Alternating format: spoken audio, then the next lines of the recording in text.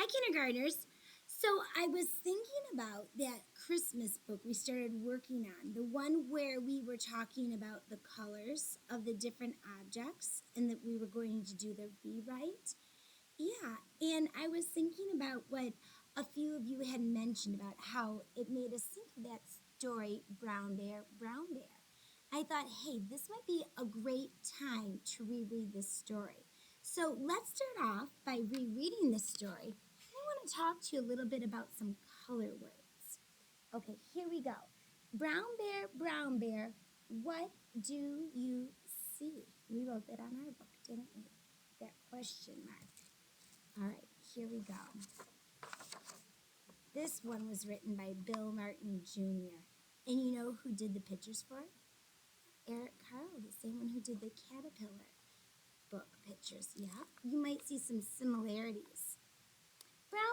Brown bear, what do you see? I see a red bird looking at me. Yep, there's the red bird, what do you see? I see I'm going to do a peek. I see yellow on the next page. Yellow duck looking at me. Yellow duck, what do you see? I see a blue horse. Oh, I'd like to see a blue horse. You would too, Lillian? Yeah, I knew you would. Looking at me. Blue horse, what do you see? I see a, I'm going to take a peek and see what color's next. I see green. Green frog looking at me. There it is. Green frog. What do you see? I see a purple cat looking at me. Meow. Purple cat. What do you see? Okay, here's white, so I'm going to say white. I see a white dog looking at me.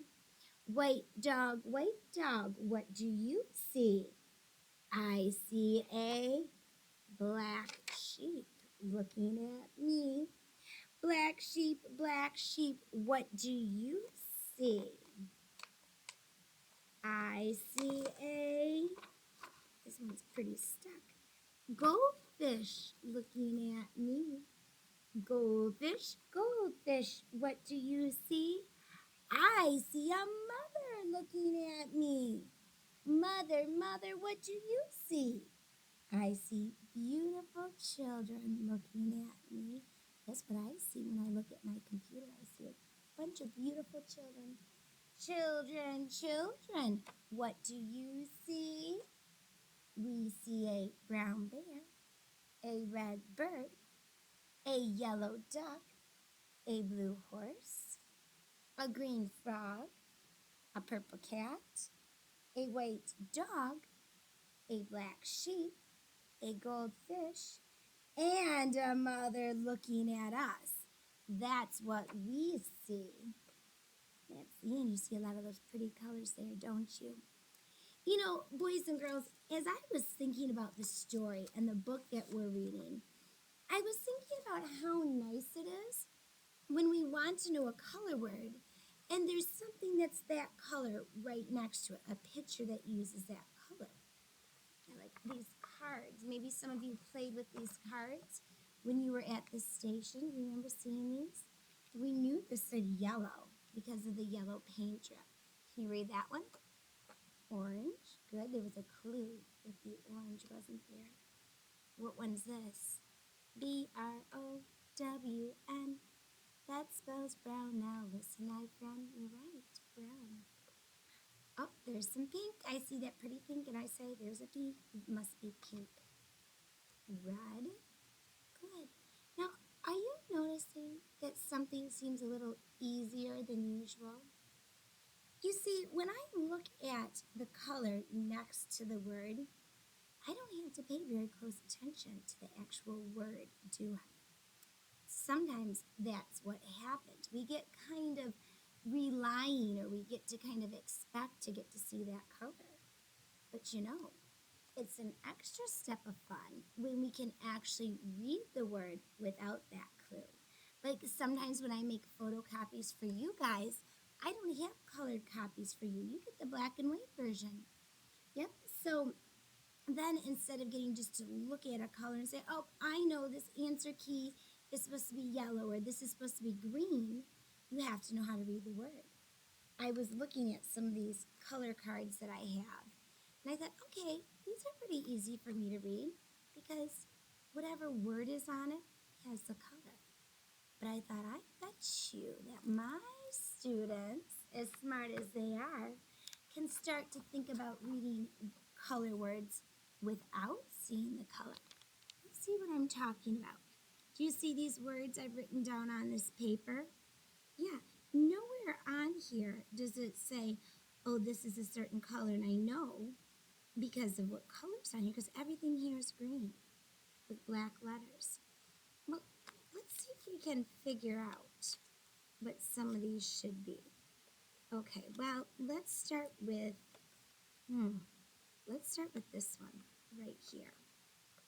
Now we know this says yellow because we see the yellow duck. But which one of these words says yellow? There's no duck to match it up. That's true. That's a good idea, Kylie. I could look at the letters for my clues and I could see Yellow. So then I look at this one, Yellow. They match. I could put those next to each other. Could I do that with this one?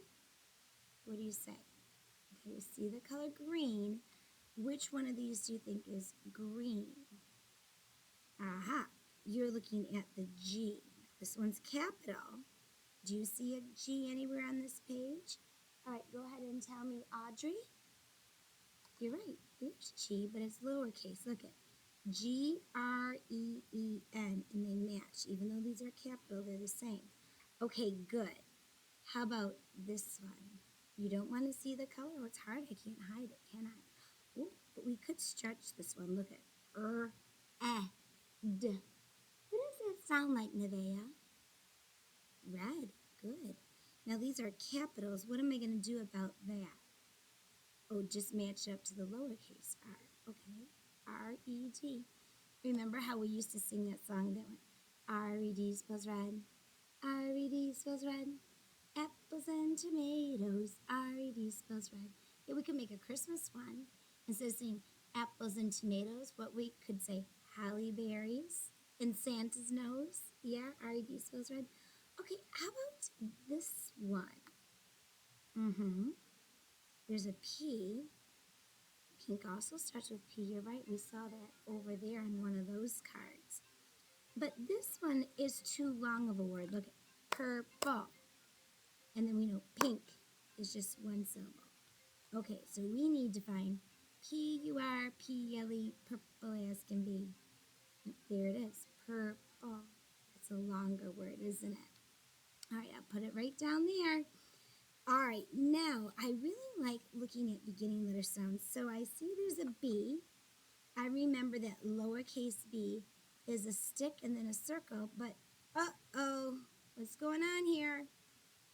Yeah, this starts with a B and so does this. So I can't just say, oh, okay, either one will do, can I? No, and it's kind of tricky because look at, it ends with an E, but I don't know a color word that ends with an E sound. It says like blue or blue. Oh, I could see the L. Bo. Yeah, and then look at, when I look at the first two letters here, these blend to say burr. And these blend to say burr. Yeah, so this one is the match. B-L-U-E. Yep, that spells blue. Okay, I've got one more card. Any idea? O-R-A-N-G-E. What color can that be? Do you know? Or. You see the little word or hidden in there? Orange. Orange, you glad we matched it up? Yeah.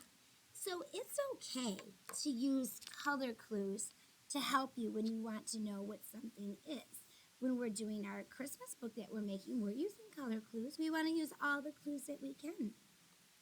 But we also can start using the letters to know That's another reason why we like working on our sight words, isn't it? So that when you want to read this book, you won't have to do that trick like I did. Remember, I kept saying, oh, let me look at the next page. Let me take a peek at the next color. You'll be able to read the words right off the page. So if we keep practicing those words, paying attention, reading books, seeing what's all around us, we'll get better and better at that. All right. Yeah, you're right. It does become more fun to read the more you practice because it gets easier. And sometimes things that feel really tough are hard to make yourself do, but the more you practice it, the more fun it gets. Speaking of practice, how about some practice today on our J's? I know there's a ton on this page, so don't go through it super quickly. Take your time, trace the capital J's, the lowercase, and then look. It goes capital, lowercase. You're right. They didn't put the line on the top of the J because remember we talked about you don't always have to do that. It's just whatever your preference, however you like to make them. All right, and one more. Speaking of reading color words without any hints, look here. Do you see it? Green. Do you know it? All right, Benjamin, what do you think? Green, good. I didn't even start to make this sound for you. You just remembered. You memorized it. Okay, here's another one. Are you ready? Yellow. Yellow. Thank you, Ethan. You knew that one. So if you see an uppercase J, that one has the top on it, you're going to color them green. If you see a lowercase J with a dot, you're going to color them yellow. Yep. And we'll keep thinking about our color words, and then we'll be ready to use them in our book and lots of other places too. All right, boys and girls, do your best.